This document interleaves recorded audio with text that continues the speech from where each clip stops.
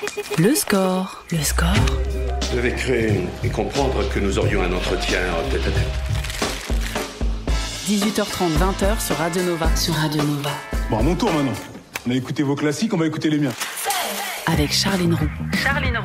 Bienvenue dans le score sur Nova. Au programme, comme chaque jour, du bon son, de la conversation et aujourd'hui de la baston. Alors pas de pied-point cependant, et pourtant ce serait pas forcément moins violent puisqu'il semblerait que la lutte des classes ne connaisse pas beaucoup de règles, elle. Nous sommes nombreuses et nombreux à avoir découvert le travail de mon invité grâce à son compte Instagram. Préparez-vous pour la bagarre. Celle-ci de bagarre étant destinée à brocarder le discours sexiste et antiféministe dans les médias. On lui doit aussi les livres Défaire le discours sexiste dans les médias. Justement, moi aussi, MeToo au-delà du hashtag, en mon père de famille. La revoilà vêtue sur les photos presse de son plus beau t-shirt tête de loup pour parler de son nouvel essai Ascendant beauf aux éditions du Seuil. Bonjour Rose Lamy. Bonjour. Un mot de ce t-shirt quand même. Oui, ça m'a fait rire de l'emmener à la séance photo. C'était pas prévu au départ et je me suis dit pourquoi pas. Il est de toute beauté. Il est très beau. Je suis fan de ce t-shirt. Et je l'avais depuis longtemps, plutôt utilisé comme un pyjama.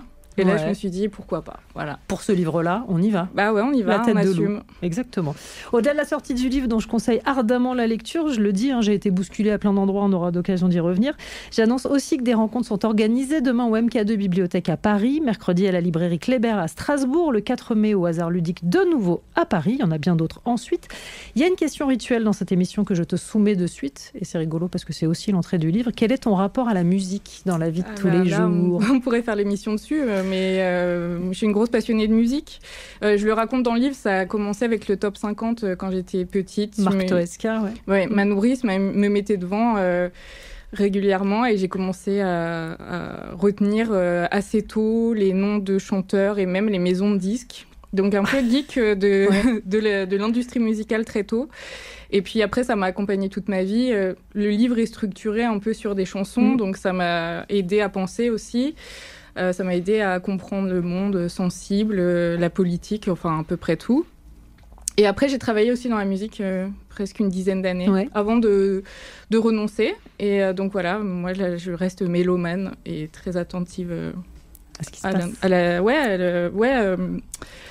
À l'actualité musicale. Et puis aussi, j'ai aussi participé, il faut le dire, au collectif Musique Tout. Voilà, parce qu'on peut... On peut pas mettre ça de côté, parce qu'il y a des petits soucis aussi. Oui, là aussi.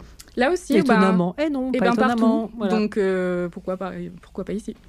On va démarrer en musique. Alors, c'est en aucun cas un message d'accueil, mais je me disais que c'était de circonstance. J'ai choisi de débuter avec Lily Allen et Fuck You. Ça me va bien. Le score sur Radio Nova. Lily Allen sur Nova, Fuck You, que je traduirai hardiment par bisous à tous, bien sûr.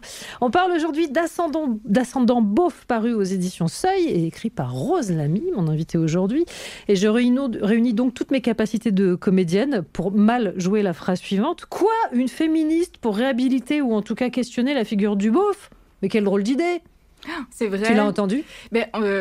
Juste à la sortie, ça m'est jamais venu à l'esprit que ça pouvait être en contradiction. Vraiment, honnêtement. Mais ça ne l'est pas en réalité quand on te dit. Ça l'est pas du tout. Puis de toute façon, c'est moi qui suis les deux, donc déjà, ça veut dire que ça existe. Et je me suis c'est à la sortie du livre, j'ai eu quelques questions comme ça en interview. Et donc, je vois pas le problème, à part qu'on a stigmatisé le beauf comme étant l'homme sexiste et machiste, mais moi, j'ai déjà travaillé dans Bon Père de Famille sur la déconstruction, alors le mot est un peu galvaudé maintenant, mais sur ce mythe du monstre et qui serait le seul auteur des violences intrafamiliales, par exemple, donc le rôdeur de parking, l'homme populaire de la rubrique des faits divers. Et j'ai quand même un peu démontré que c'était plutôt les bons pères de famille, statistiquement, donc des gens socialement insérés. Donc il y avait déjà la question de la classe. Je trouve que la fin de En bon père de famille, ça préparait peut-être un peu Ascendant beauf. Et donc, ça m'a pas semblé un changement de cap majeur, quoi. Définissons d'abord les contours, parce que si on admet, alors presque unanimement, être tous le beauf de quelqu'un, il s'agirait de savoir qui il est. On connaît celui dessiné par Cabu dans les années 70. Il y a aussi beauf, B-O-F, pour beurre, œuf, fromage, qui désignait toute une catégorie de gens ayant sévi pendant l'occupation. Toi, tu fais remonter l'histoire du beauf à post-68. Ouais, je reprends la thèse de Gérard Mauger, qui est un sociologue qui a beaucoup travaillé sur le beauf, parce que je suis d'accord avec lui, je pense que ça vient de là. Cabu l'a certes fixé en dessin, on a fait un portrait robot très précis d'ailleurs, mais il a capté quelque chose de l'ère du temps qui correspond à cette période en fait. C'est mai 68, le pays c'est les plus grands blocages de l'histoire de France, je crois, les plus grandes grèves. Enfin voilà, on connaît mai 68. Et à ce moment-là, il y a le général de Gaulle qui dissout l'Assemblée et les Français vont voter, ils votent quelque part pour la coalition de droite et donc contre mai 68. Et donc les gens de gauche qui portaient l'espoir de la révolution imminente, parce qu'apparemment ils le croyaient vraiment dur comme fer, c'est ce que j'ai pu lire, se sentent trahis par ces gens qui ont voté contre eux, contre un projet d'émancipation, qu'ils ont commencé à attaquer, à critiquer. Et donc, je pense que c'est ça qu'il a pris dans l'air comme étant le beauf. Puis après, ça s'est mélangé avec la contre-culture américaine qui arrivait sur les identités, avec le mouvement de libération des femmes, des mouvements LGBT, qui pouvaient aussi rejoindre ce sujet-là en disant c'est aussi les beaufs qui sont responsables de toutes ces oppressions. Mais il y a déjà en germe, à ce moment-là, la figure du mauvais pauvre, en fait. Ouais, alors ça, c'est moi ça, c'est ma déduction, mais je me suis dit qu'à ce moment-là, on a eu une scission entre le bon pauvre, celui que la gauche idéalisait, celui par qui la révolution arriverait, qui travaillait en usine et qui devait quelque part être docile et sous la coupe des partis de gauche. Et est arrivé le beauf, le pauvre rebelle, qui comprend pas bien ses intérêts et qui, du coup, a été critiqué pour ça sur la base de ses goûts au départ. Mais bon, critiquer les goûts, c'est aussi critiquer la classe sociale. Donc voilà. Le livre ne nie évidemment pas l'existence d'individus redoutables, misogynes, racistes, populistes, mais en fait, il questionne les mots, il questionne l'appellation même de beauf. Oui, moi je voulais travailler depuis longtemps sur le discours classiste en fait dans les médias au départ et puis de manière générale sur le mépris de classe parce que on le connaît tous, on l'a vécu, on le reproduit aussi, donc je voulais essayer de démêler tout ça. Et c'est quand j'ai rencontré la figure du beauf que tout s'est éclairé. Enfin moi j'aime bien trouver ces espèces de mythes un peu pratiques qui nous servent à se défouler, comme le monstre pour les violences sexistes qui nous empêchent de voir la réalité en fait. Et là je me suis dit ce beauf, il est trop pratique en fait. Il a toutes les tares sociales, culturelles, on se défoule dessus. Et puis comme ça, nous, on se sent exclus du groupe et du coup, on se sent mieux. Moi, c'est ça que j'interroge. Je dis pas que... Enfin, je suis pas dans une idéalisation, une romantisation du beauf ou une fierté beauf. Déjà, je sais pas ce que c'est. Vraiment. Ouais. Enfin, bien sûr, il y a des éléments, mais c'est tellement relatif que quelque part, pour moi, il n'existe pas vraiment. Mais c'était d'interroger, déjà d'où il vient, qu'est-ce que c'est que ce mot qu'on utilise tous sans savoir d'où il vient, et de voir s'il avait des conséquences sur la société. Je pense qu'il en a, ouais. Mais tu le dis toi-même, en plus, rien que le mot, ou en tout cas le raccourci, tient à distance. Beauf peut être entendu comme beau-frère, et c'est donc là déjà encore une fois une mise à distance, parce que c'est pas le frère encore, c'est encore une personne intermédiaire qu'on tient... Oui, c'est pas non plus la famille directe, oui, et d'ailleurs, il en parlait, Cabu, donc il a construit cette figure du beauf, qui a évolué dans le temps. Après, il devient un peu plus start-upper, enfin bon, vous verrez. Il évolue avec le temps. Il ressemble un peu au personnage des trois frères Légitimus, avec le petit catogan, qui achète des œuvres d'art, mais en fait, il sait pas pourquoi, il le fait juste pour spéculer. Et après, il a même un enfant, celui-là. Et bon, je trouve que lui, il est plutôt macroniste, mais ça, c'est entre nous. Et je sais plus, tu me disais ? Non, je parlais de la mise à distance par l'appellation même de beau-frère, pas la famille directe. Oui, et le rapport à la famille est hyper important parce que déjà, Cabu construisait le beauf contre le grand Duduche, donc un personnage très politisé, jeune, à lunettes, antiraciste, écologiste, qui pourrait être le woke actuel. Et il disait déjà à l'époque que ces deux personnages se retrouvaient au repas de communion. Ils se retrouvaient dans les familles. Et donc, on traîne cette tradition, et maintenant, nous, il a évolué, c'est le tonton raciste, c'est le woke. Voilà, on rejoue cette scène en permanence aussi. Et voilà, bon, peut-être qu'on peut essayer d'y réfléchir un peu, voir si on ne tourne pas un peu en rond. On continue de parler d'ascendant beauf dans un instant. On écoutera aussi Théodora avec un meilleur nous, ce sera juste après la pub. Le score, du bon son et de la conversation juste après la pause. Nova. Radio Nova. Théodora sur Nova, un meilleur nous. Et on parle d'Ascendant Beauf, le livre de Rose Lamy, paru aux éditions Seuil. Au-delà de l'étude de cas, de l'étude de mythes, ce livre, c'est aussi un récit intime, puisque tu le dis, tu as été directement percuté par ce mythe du Beauf. La faute à Jodassin. Oui, c'est la collision initiale avec tout ça. J'ai dit que j'ai compris que j'étais classe populaire au lycée. Déjà, je trouve ça un peu tard, mais bon, voilà. Et oui, Beauf, sur l'aspect culturel, c'était ma première année de fac d'histoire à Tours, où j'ai pas beaucoup travaillé, j'ai beaucoup fait d'AG et j'ai beaucoup milité, j'étais syndiquée. Et donc j'ai rencontré plein de militants d'extrême gauche, et on faisait des soirées. Un moment est joué Les Yeux d'Émilie, et je me rue sur la piste de danse au premier degré. Et là, j'observe toute une chorégraphie sociale que j'avais, par la force des choses, jamais vue. En plus, je sortais pas beaucoup au lycée, donc c'était vraiment une des premières fois que je me confrontais. Et voilà, je les ai vus ironiser, je les ai vus mimer, exagérer le côté entraînant. Se justifier sur le fait qu'il ne l'avait pas payé cher, donc une mise à distance comme ça qui se conclut sur moi de toute façon c'est mon plaisir coupable. Et là je me suis dit moi c'est mon plaisir tout court, coupable, si je suis coupable de quoi? Et je trouvais le mot fort, et voilà, c'est là que j'ai commencé à réfléchir. Alors ça ne veut pas dire que j'ai assumé mes goûts à ce moment-là, hein, parce que là, je raconte... c'est hyper compliqué. Voilà, je raconte que j'ai un peu menti aussi. J'ai dit, ah oui, moi aussi, en sachant pas ce que c'était. Et après, j'ai compris, j'ai intégré qu'il fallait un peu modifier pas forcément ce que j'aimais, parce que je le faisais toujours un peu en cachette, mais le dissimuler un peu, voilà, donner le change. J'ai dû me dire, il faut que j'écoute plus de musique indé. Voilà, c'est là qu'il y a un début de transformation légère. Ouais. Mais c'est intéressant cette notion du plaisir coupable, parce que pour le coup, mea culpa, hein, c'est vraiment aussi, moi, une expression que je peux utiliser. Mais je l'ai dit aussi. Voilà. Mais c'est vrai que c'est symptomatique du traitement de cette figure-là, en fait. Le plaisir coupable, c'est vraiment le truc où... Alors si on peut aimer, mais il faut qu'il y ait des degrés de séparation. Ça ne peut jamais être au premier degré. Il faut aimer en se distinguant. Ouais. Et faut attendre un certain moment dans la soirée aussi, parce qu'on ne mettra pas à 10h quand tout le monde est sobre. Donc il y a aussi un truc, c'est la fin de soirée, c'est quand on lâche prise, c'est quand on se laisse aller. Et je trouve que c'est pas très respectueux de cette musique que moi j'aime en fait sincèrement, et qui a vraiment plein de qualités. Donc voilà, c'est un peu le point de départ. Donc c'est une scène...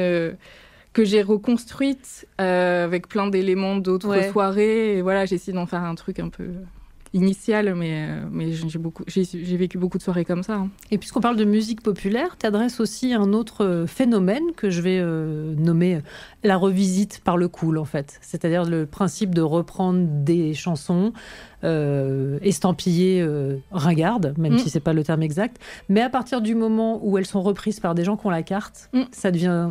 moins compliqué à aimer.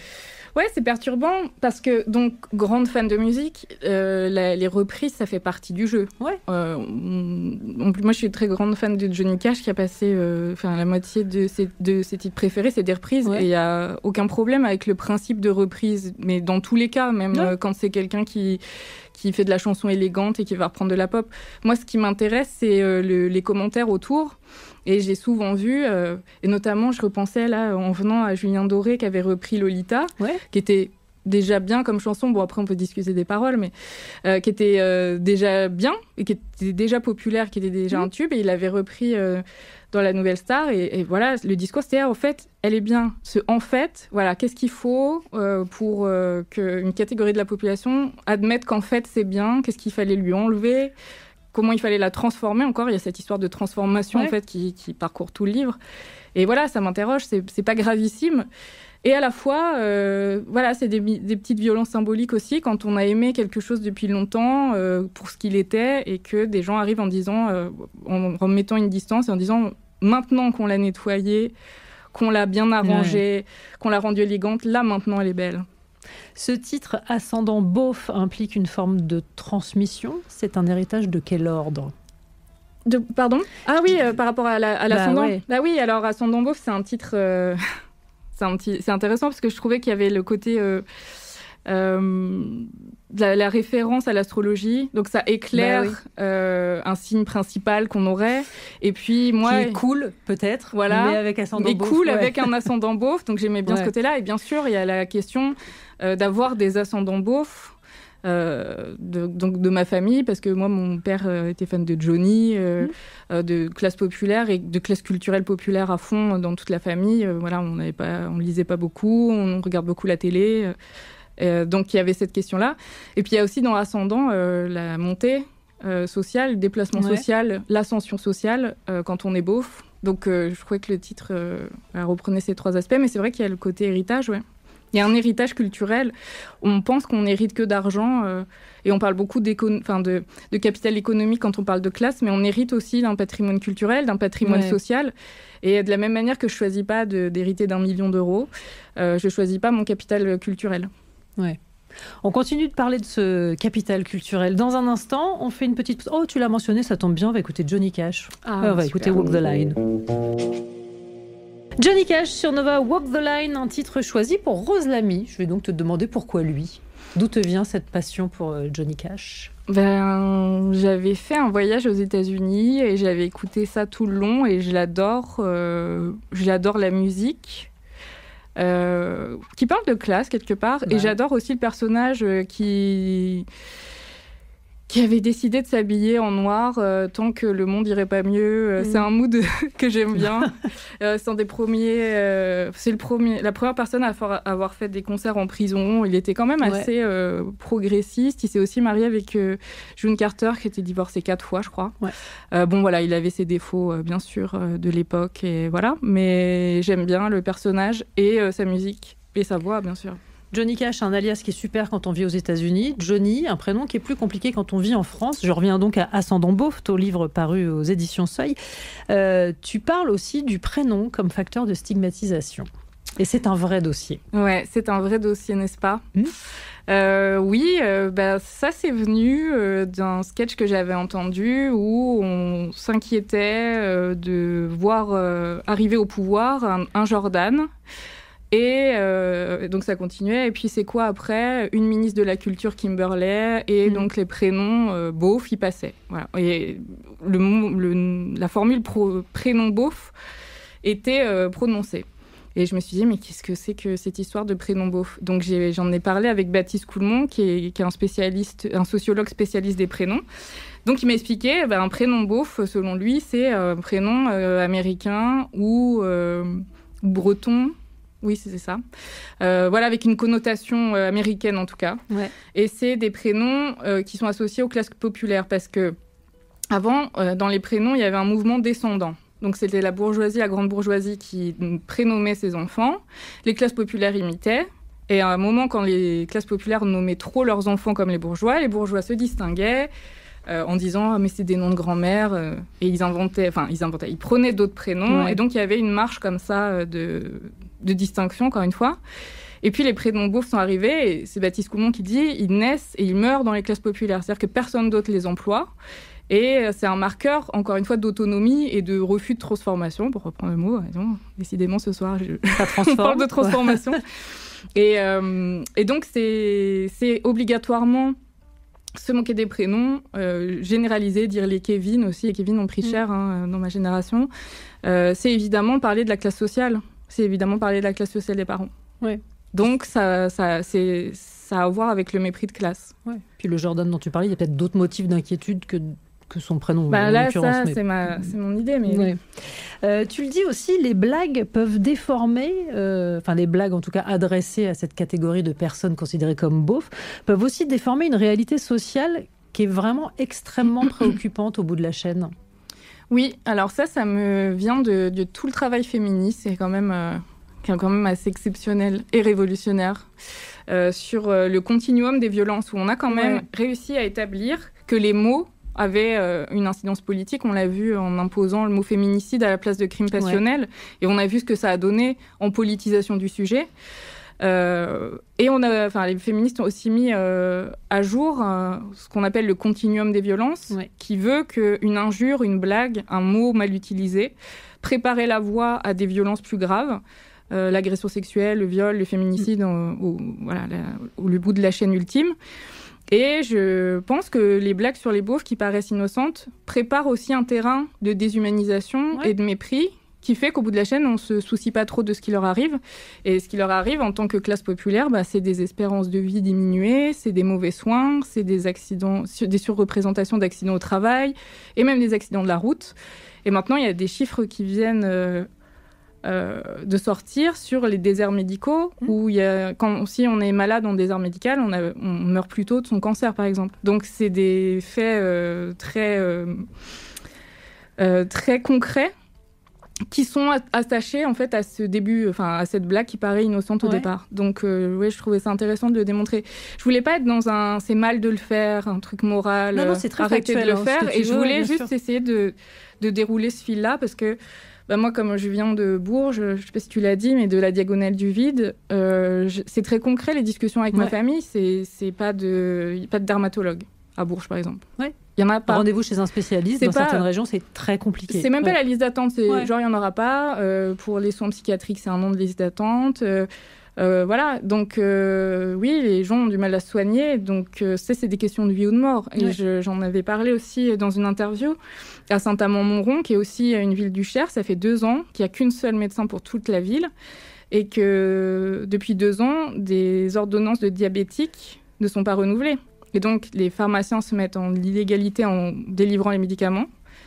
Donc, ils sont obligés de transgresser la loi pour que les gens ne meurent pas, en fait, très concrètement. Donc, voilà, ça a une incidence. On est désensibilisés, puis on se dit, oui, ils ont qu'à habiter ailleurs, les ploucs, ils ont qu'à se bouger. Enfin, voilà, ça c'est prépare. Une manière de justifier un ordre social. Voilà. Très en place. C'est ce que je crois, oui. Ouais.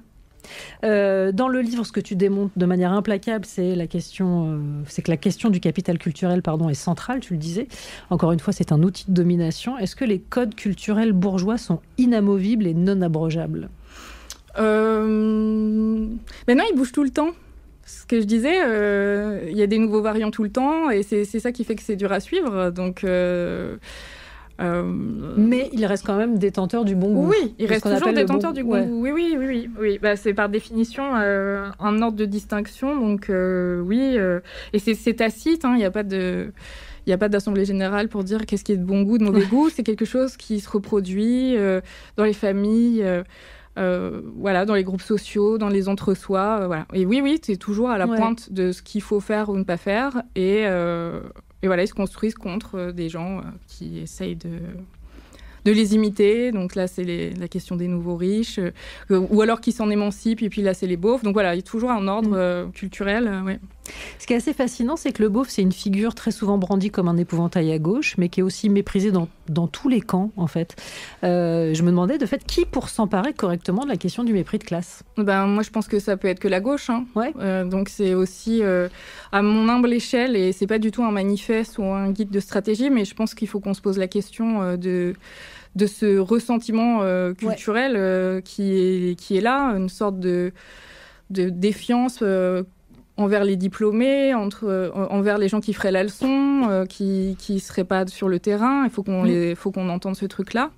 Et je pense qu'il y a que la gauche pour s'emparer de la question du mépris de classe, parce qu'on est le parti de la lutte des classes, et le mépris de classe est une partie... Enfin, dans le mépris de classe, il y a le mépris culturel. Voilà. Ouais.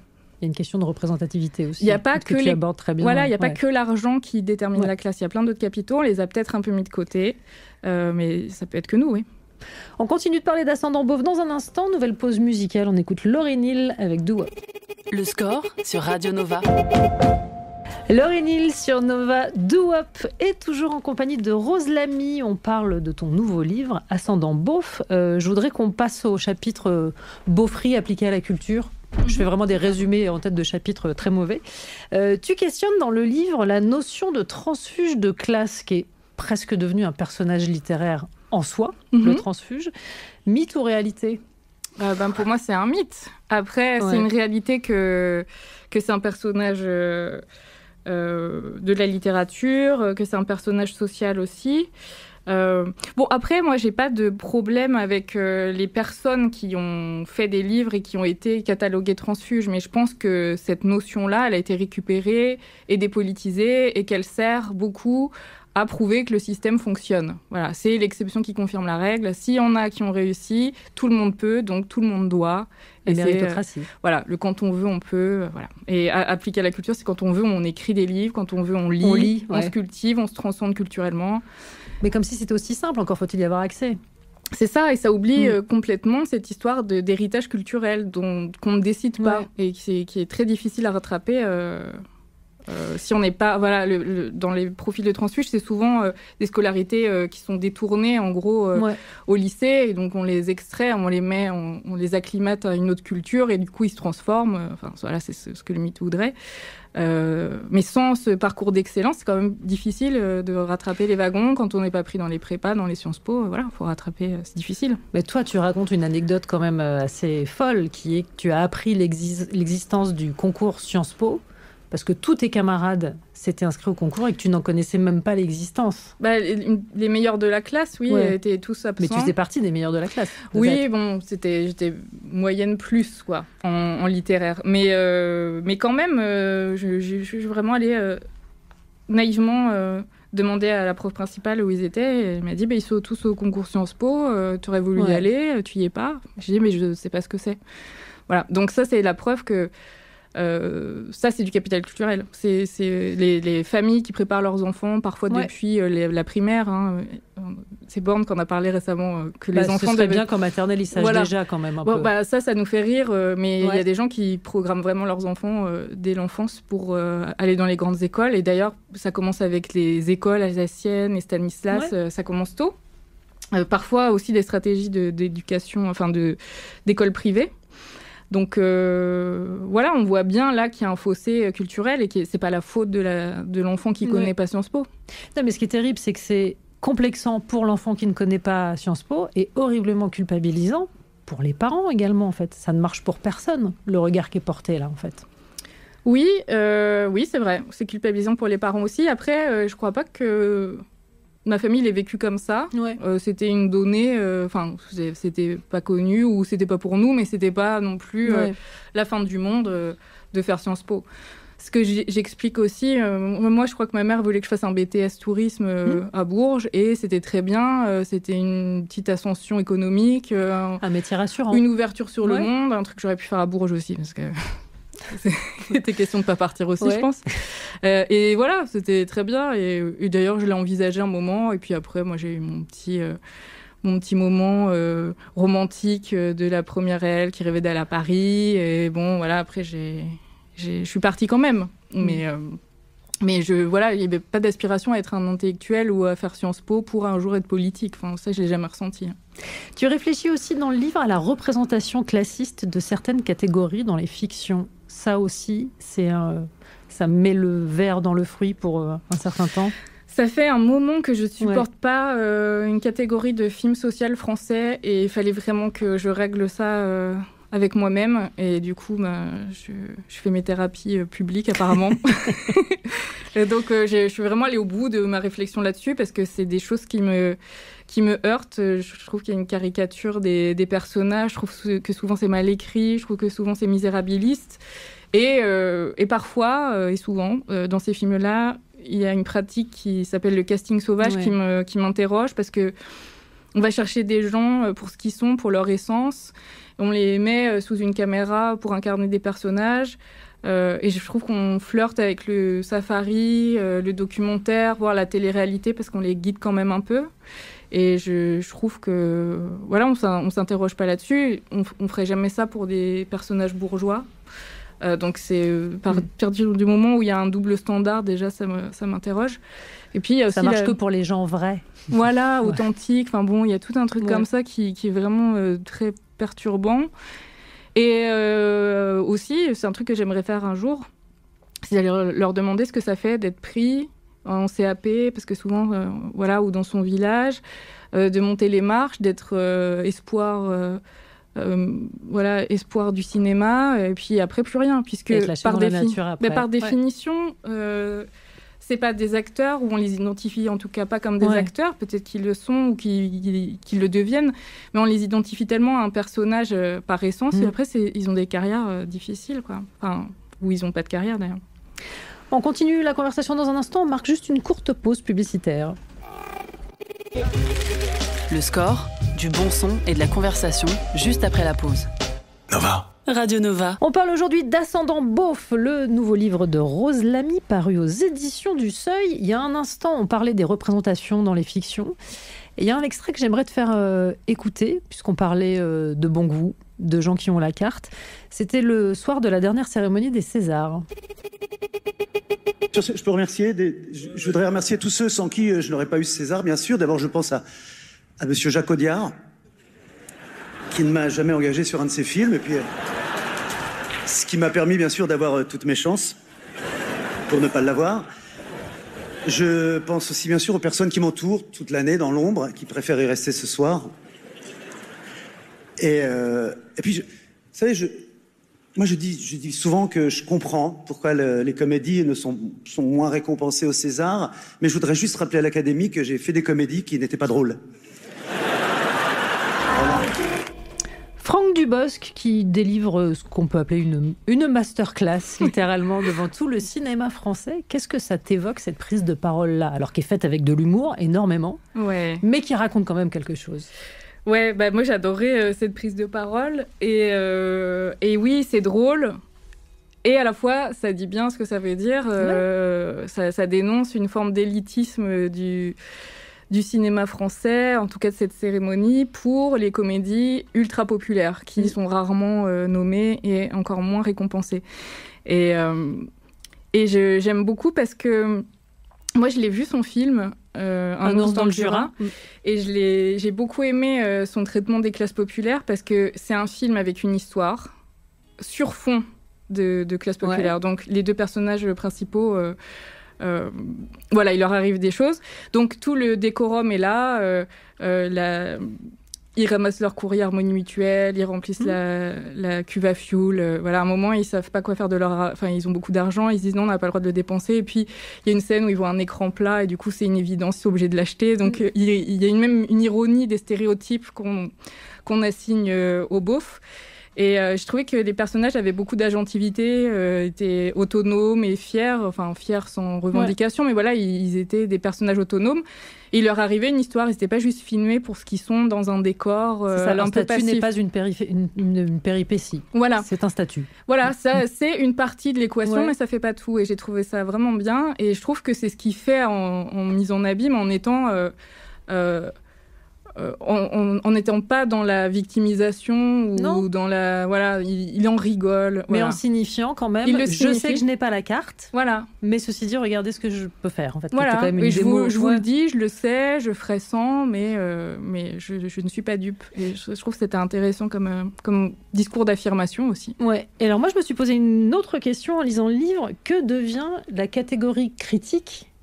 Je ne sais pas si tu vois ce que je veux dire. C'est-à-dire que quand on se dit qu'il serait bien d'employer d'autres vocables que celui de beauf, qu'un jugement comme ça qui est un peu méprisant, la catégorie critique devient un enjeu. La catégorie critique. Ouais. C'est-à-dire que pour juger les films, la musique, Ah oui. Ouais. Ouais, ça devient un enjeu, effectivement. Je m'étais pas posé la question sous cet angle-là, mais effectivement, je pense que la critique roule un peu avec les industries culturelles. D'ailleurs, j'ai commencé avec une copine à faire un petit podcast où on critique les films. Voilà, c'est complètement... c'est pas improvisé parce qu'on travaille, mais voilà, c'est sans prétention en tout cas. Et je m'en étais voulu d'être un peu à charge sur les films sociaux dont je parlais. Et puis, je me suis dit, mais va voir en fait les critiques Allociné qui ne sont pas des critiques presse. Et elles sont nombreuses. Il y a beaucoup de gens qui s'expriment et qui vont dire leur désaccord avec les personnages, qui vont... Voilà, je parle de Vaindieu dans le film. J'ai lu beaucoup de gens qui disaient, mais c'est pas un peu caricatural quand même cette représentation. Et ça m'a rassurée de me dire qu'on était peut-être beaucoup à le penser, alors que la presse et les critiques étaient plutôt dithyrambiques sur le film. Et donc, voilà, il y a encore peut-être ce décrochage, en tout cas cette incompréhension ou cette fracture, même dans la critique. Ouais, c'est une bonne question de poser la question de la critique. Alors j'ai trop peur qu'on me dise qu'il y a une grande absente dans le livre, qui est donc la femme, et ce serait faux. Si tu me l'autorises, je voudrais juste lire un petit passage. Je dirais d'abord qu'on appelle beauf les femmes qui ne rentrent pas dans le cadre de la féminité bourgeoise. Elles sont construites sur une exclusion de ce stéréotype miroir de la parisienne, une femme blanche, mince, hétérosexuelle, élégante et sophistiquée, souvent perçue comme naturellement chic et détachée. Elle n'est pas trop maquillée, ne porte pas de bijoux fantaisie. La femme beauf est donc définie par le trop. Elle est soit trop vulgaire, sexualisée et réduite au stéréotype de la cagole. Oui, j'ai passé tout le livre à chercher la femme beauf, parce que même en sociaux, elle est très peu, voire pas du tout étudiée. Dans les films, c'est la femme d'eux, c'est la femme tuche, c'est la femme bidochon, c'est la femme du beauf. Aucune femme s'est revendiquée beauf à ma connaissance, alors qu'il y a des hommes qui le font, comme Patrick Sébastien qui dit régulièrement « moi je suis un beauf et c'est cool ». Donc voilà, je suis partie à sa recherche avec une petite intuition quand même, puisque dans mes albums photos, j'ai des photos... j'ai porté le mulet, par exemple. Donc je me suis dit, peut-être une petite piste de départ, peut-être que tu en serais, et dans quelle mesure. Et donc, j'essaye de conclure sur une définition aussi de la femme beauf. Mais méfiance avec moi, parce que mes dernières parties sont souvent le début des recherches du prochain livre. Je ne serais pas étonnée de continuer mes investigations sur elle. Sur la femme beauf, elle mérite, je pense. Elle mérite, Elle a de l'avenir. D'autant plus que dans les milieux féministes, on peut parfois en parler, mais c'est vraiment souvent que la cagole, alors qu'en fait, il y a toute une galerie de personnages qui est un peu oubliée. Voilà, il y a la télé-réalité, la cagole, les grands ongles, mais bon, ça fait pas tout. Il y a des questions il n'y a pas de raison classe. qu'elle ne soit qualifiée que par son physique, elle, pour le coup. Oui, là aussi. où il y a d'autres stigmates chez son équivalent homme. C'est ça. Donc, il y a beaucoup de travail encore sur la femme beauf et ça m'intéresse. Je les vois maintenant en plus. Dernier titre choisi par mes soins avant de te laisser la main sur la programmation de la dernière demi-heure. On écoute Doechii avec Denial is a River. Le score sur Radio Nova. Nova. Doechii sur Nova, Denial is a River. Et c'est maintenant la dernière partie de l'interview de Rose Lamy. C'est le moment de la rafale de questions sur la musique. L'idée est très simple, tu dois répondre du tac au tac et normalement je ne peux pas te demander de justifier tes réponses et je ne suis pas censée les juger. Bon, on va pas se mentir, je le fais de manière systématique. Mais là avec toi, vu le propos tenu aujourd'hui, ça va être extrêmement compliqué. Donc est-ce que tu es prête ? Oui. Le titre qui symbolise le mieux l'enfance, ou en tout cas la tienne ? Dorothée, les neiges de l'Himalaya. Oh, pas mal. Le titre de ton adolescence. Ça va pas changer le monde de Jodassin. Goldman. Ouais, j'en mets deux. Bah oui. Goldman, c'est ta chance. Très bien. Ton hit de karaoké. Activité estampillé beauf s'il en est. Je vais mettre Confession nocturne. Tu fais laquelle ? Tu fais Diams ou Je fais Vita. Évidemment. Le titre qu'on serait peut-être surpris de trouver dans tes playlists. En aucun cas un plaisir coupable. J'aime bien la chanson Clic Clic Pampan de Jans. Très bien. Le titre qui te propulse immédiatement sur la piste de danse. Y en a plein. Ça va être Les yeux d'Émilie quand même. Ça démarre à chaque fois. Et le titre qui t'en fait immédiatement sortir. Et ce, quel que soit le motif. Oh là là, je sais pas. Non, là je vois pas parce que je suis quand même très très bon public. J'ai une amplitude. Ce qui implique que tu maîtrises à peu près toutes les danses aussi. Ouais, bah voilà, peut-être de la danse traditionnelle berrichonne. Je m'en vais de la piste de danse parce que par gêne pour tout le monde. Ouais. Elle est là, la réponse que j'attendais. Ta chanson de comédie musicale préférée ? C'est Starmania, évidemment. En ce moment, parce que je suis dessus depuis 30 ans maintenant, je pense. En ce moment, c'est Banlieue Nord c'est Johnny Roquefort, Balavoine. Ouais. C'est celle-là en ce moment. Mais c'est tout un. Le titre que tu as le plus écouté ces derniers jours ? Je pense, alors c'est pas une posture, que c'est le dernier de Joule. Très bien. Et la chanson dont tu as un mal de chien à te débarrasser une fois que tu l'as en tête. C'est censé être une catégorie un peu pénible. Un peu pénible. Ouais. Je vais dire clic pampan parce que ça marche. Voilà, ça marche. Ouais. Pas de jugement. La pénibilité n'est pas un jugement. Mes nièces, si elles écoutent, elles vont se moquer de moi parce qu'elles m'ont surprise une fois en voiture en train d'écouter ça. Et voilà. Là, il y a eu un petit jugement. Ouais. Mais voilà. On parlait aujourd'hui d'Ascendant Beauf, je rappelle, c'est édité chez Seuil, c'est donc ton nouvel, on dit essai? Ouais, ça reste un essai. Et en guise de conclusion, est-ce qu'on peut se dire qu'écrire un tel livre, c'est peut-être aussi essayer de faire la paix et de moins répercuter, puisque ouais, on l'a toutes et tous fait, je crois. Moi, j'ai fait une bonne paix, alors c'est sûrement pas fini, avec moi. Et je me sens beaucoup mieux depuis que j'ai abordé ces questions. Je me sens mieux à affirmer, à assumer ce que je fais. Voilà. Maintenant, je dis où je vais quand je vais voir des comédies musicales, je le dis. Les gens sont un peu surpris au départ, et puis ça se passe très bien. Et je trouve que ça, plus j'en parle, plus les gens se disent ah ouais, mais moi aussi. Pourquoi on se prend la tête avec ça? Voilà. C'est de l'énergie de gagner. Bien, vas-y, on se dit chacun un concert où on va, où les gens sont surpris. Je commence. Je vais voir Robbie Williams en juillet. Très bien. Voilà. Et moi, c'est une amplitude extrême. Je vais pour la première fois à l'Opéra en juin. Ouais. Et je vais voir Lara Fabian au Zénith d'Orléans en novembre. Voilà. Il est bien ce cocktail. On peut difficilement faire plus d'amplitude. Mais je suis bien entre les deux. On va passer à ta playlist. Pour démarrer, tu as choisi Anne Peebles, I Can't Stand the Rain. Pourquoi cette chanson?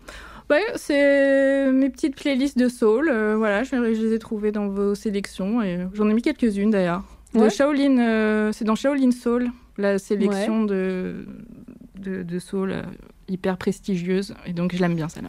Merci beaucoup d'être passé par ce studio. Merci. Et je conseille vraiment la lecture d'Ascendant Beauf. Et on écoute donc Anne Peebles, I Can't Stand the Rain. Le score sur Radio Nova.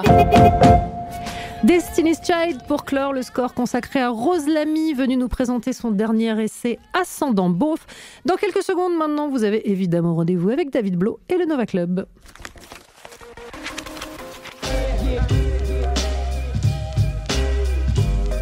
Le score sur Radio Nova. À retrouver en podcast sur nova.fr.